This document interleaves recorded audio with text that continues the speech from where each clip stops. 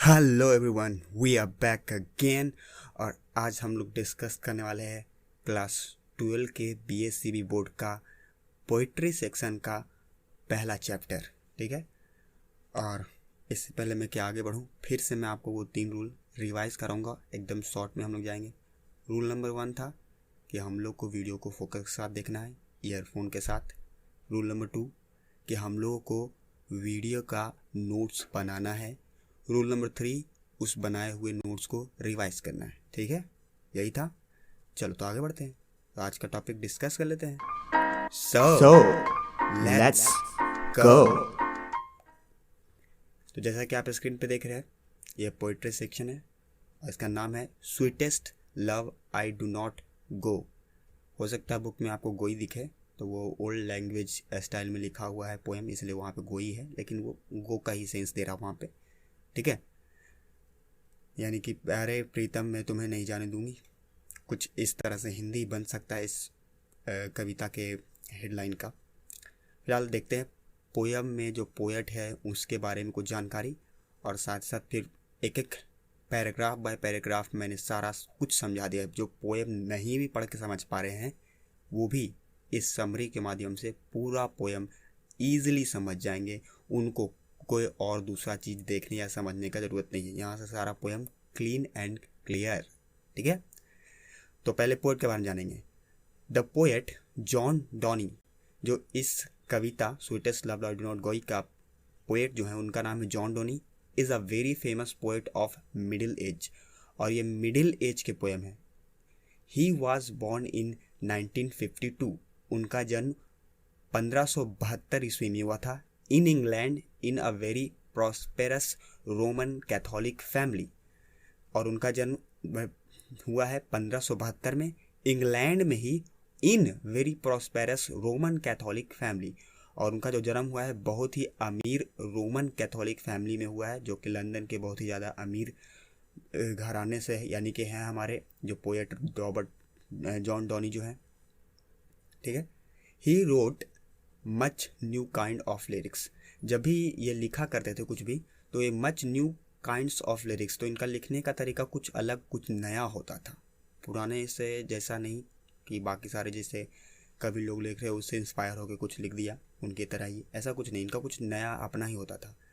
Versus satires and इलेजीज etc., तो ये बहुत सारे चीज़ लिखते थे। लिरिक्स लिखते थे, वर्सेस लिखते थे, सटायर्स लिखते थे, इलेजीज लिखते थे।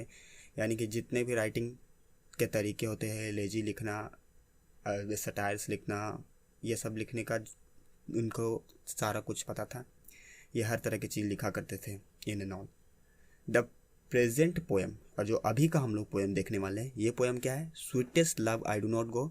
इस पोएम का नाम है sweetest love I do not गो।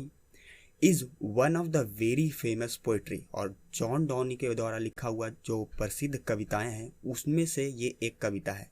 ठीक है, अब स्टैंजा बाय स्टैंजा पोएम समझेंगे हम लोग यहाँ से। तो फर्स्ट स्टैंजा यानी कि पहले पैराग्राफ में क्या लिखा है, अपने पोएम के पैराग्राफ में लिखा है, ही सेज, कहते हैं, I am not going because I am got bored of you.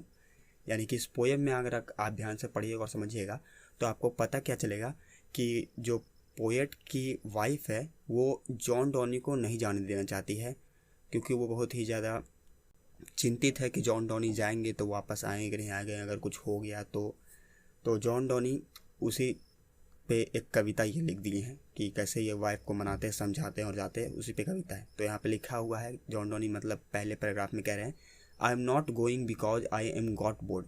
मैं इसलिए नहीं जा रहा हूँ क्योंकि मैं ऊब चुका हूँ तुमसे, यानी कि मैं तुमसे बोर नहीं हुआ इसलिए नहीं जा रहा हूँ।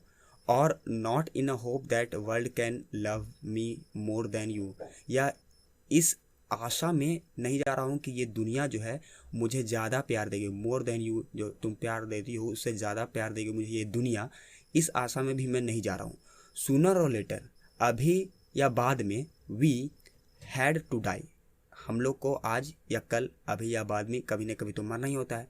सो I think I accept this truth, इसलिए मैं ये सोच सकता हूँ, मैं समझ चुका हूँ कि मैं ये ट्रूथ एक्सेप्ट कर लूँ, यानी कि ये सच्चाई स्वीकार कर लूँ, हैप्पली, खुशी से, and live my self happily, और साथ साथ मैं खुश रह सकूं अपना इस सच्चाई को जल्दी से जल्दी स्वीकार करके, how much time I have, जो भी समय है मेरे पास उसमें ये सच्चाई एक्सेप्ट करके कि कभी न कभी मुझे भी मरना है, ये सच्चाई स्वीकार करके मैं हैप्पीली बाकी लाइफ बिता लूँ।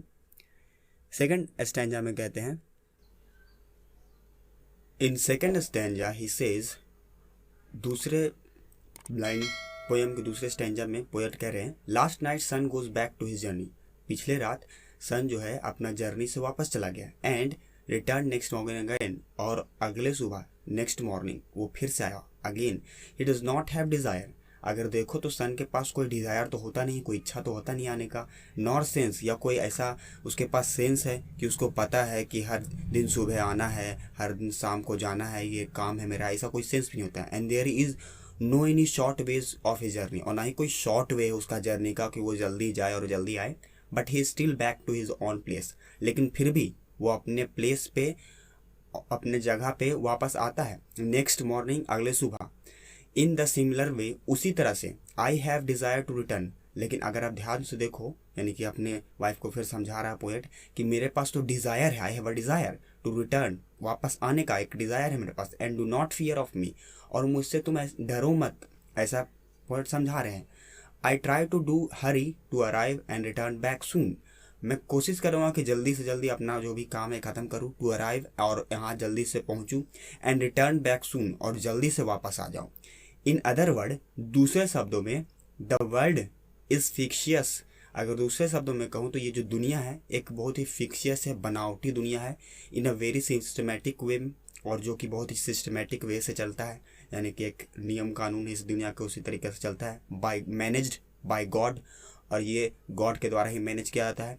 As the sun does not get drilled, जैसा कि सन जो है वो कभी भी लेट नहीं होता है, वो हमेशा अपना टाइम से सब कुछ काम करता है। We should also believe that our lifes will also work, और हम लोग को भी, वी शुड ऑल्सो, हम लोग को भी चाहिए कि ऐसा बिलीव होना चाहिए, ऐसा विश्वास होना चाहिए अपने अंदर कि our life will also work with stability, कि हमारे लाइफ में भी स्टेबिलिटी बनी रहेगी। We should not bother for our lifes, कभी भी हम लोग को अपना लाइफ को लेकर के चिंता नहीं होना चाहिए, ऐसा सोचना चाहिए कि हम लोग के लाइफ में स्टेबिलिटी, संतुलनता बनी हुई रहेगी। तो यही था सेकंड स्टैंजा, ऐसे ये सेकंड पैराग्राफ खत्म होता है। थर्ड पैराग्राफ में है, the third stanza he says, वो कह रहे हैं, how much power of a person is weaken, कितना कमज़ोर हो चुका है आज का इंसान, that when we have bad time, कि जब हम लोग के पास बुरा समय होता है, we can not add anything in it, कि हम लोग उस में कुछ ठीक नहीं कर सकते या उसको कुछ ऐड नहीं कर सकते, यानी कि उसको कुछ सी तरह से ठीक नहीं कर सकते in it, nor we can recall our good time, और ना ही हम लोग इतने मजबूत हुए हैं अभी तक कि अपने अच्छे टाइम को वापस जी सके या वापस वहाँ पे फिर से जा सकें। सो इसलिए we have to learn in these bad days and prepare our self for future, इसलिए कवि कहते हैं इस स्टैंजा में कि हम लोग को लर्न, यानी कि सीखना चाहिए दीज बैड डेज, इन बुरे दिनों से, और प्रिपेयर होना चाहिए, यानी खुद को तैयार करना चाहिए, आवर सेल्फ, खुद को तैयार करना चाहिए, फॉर फ्यूचर, यानी कि आने वाले भविष्य के लिए, इन्हीं बुरे दिनों से सीख करके हम लोग को आने वाले भविष्य के लिए तैयार होना चाहिए। इफ़ गुड डेज कम्स, अगर अच्छे दिन आते हैं, we can not add more days in our good day, तो जिस तरह से हम लोग बुरे दिनों को ज़्यादा ऐड नहीं कर सकते थे या उसको किसी तरह से ख़त्म नहीं कर सकते, उसी तरह से हम लोग कोई अच्छे दिनों को भी बढ़ा नहीं सकते या उसमें एक आध दो दिन ऐड नहीं कर सकते। इफ़ बैड डेज कम, अगर बुरा दिन आता है, we can not escape it from, और ना ही हम लोग बुरा दिन से बच सकते हैं किसी तरह से, उससे एस्केप कर पाना, बच के निकल पाना भी संभव नहीं है।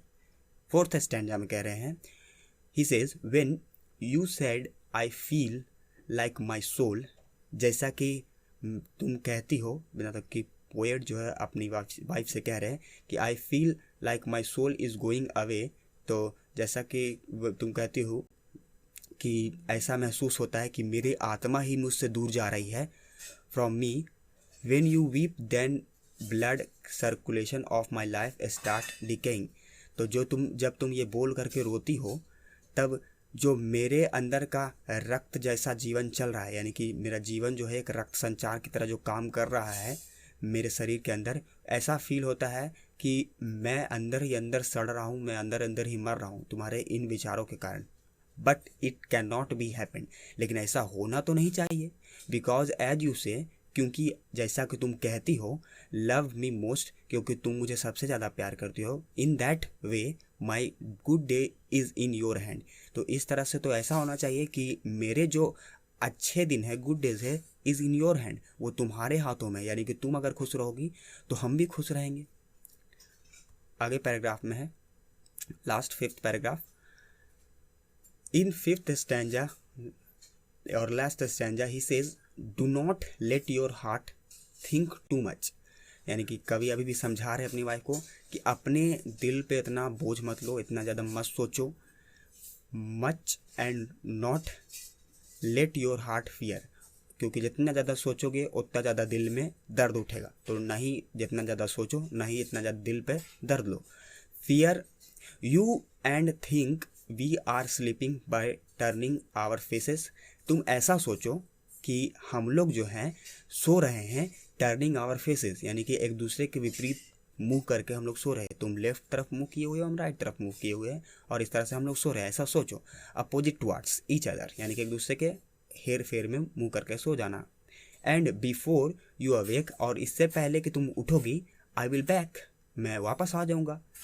इन दैट वे, इस तरह से, he try to make her wife convinced, यानी कि इस तरह से वो अपने वाइफ को कन्विंस कर रहे हैं, यानी कि राज़ी कर रहे हैं कि वो जाने दें इनको, इनका जो काम है उसके लिए।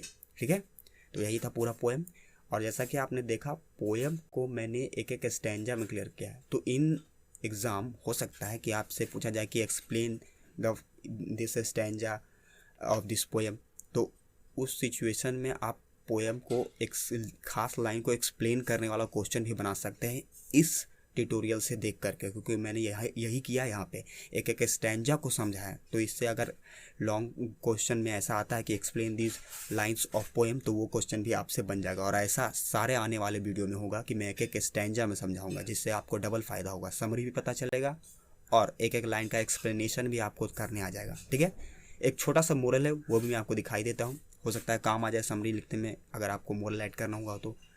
इन दिस पोएम, इस कविता में, the poet is highly influenced by Churchill belief. इस कविता में क्या है, इस कविता में देखने को मिला है हम लोग कि जो कवि है बहुत ही ज़्यादा प्रभावित है चर्चिल बिलीफ से, यानी कि एक चिंतित विश्वास से, यानी कि अंदर में चिंता भी है और अंदर में विश्वास भी है। And wanted to live a content life, साथ साथ ऐसा इस कविता के माध्यम से एक संदेश दिया गया है कि कैसे संतुष्ट जीवन जिया जाता है। He suggested us that man should not proud of one good days, कि आदमी को कभी भी घमंड नहीं करना चाहिए अपने अच्छे दिनों में।